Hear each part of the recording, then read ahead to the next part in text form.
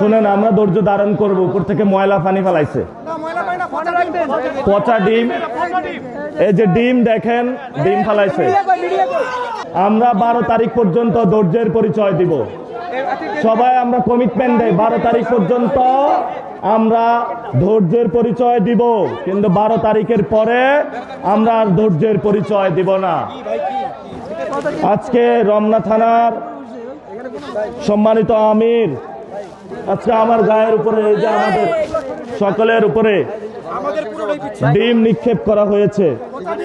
এই যে ছাত্র শিবিরের ভাইয়ের উপরে, আমাদের এনসিপির দপ্তর সম্পাদকের উপরে পচা, হ্যাঁ থানা আমিরকে মেরেছে, সবার মাথার উপরে পচা ডিম নিক্ষেপ করা হয়েছে।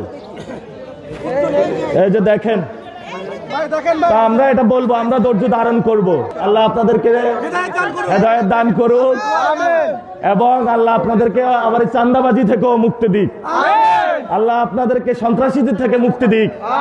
আল্লাহ আপনাদেরকে এই যে সমাজে বিভিন্ন যে আপনার ফ্ল্যাট দখল করতে আসবে দেখবেন কয়েকদিন পরে, আল্লাহ আপনাদেরকে তাদের থেকে মুক্তি দিক। ওরা ভয় পেয়েছে, ভয়ে এখন হলো ভারসাম্যহীন কাজ করা শুরু করেছে।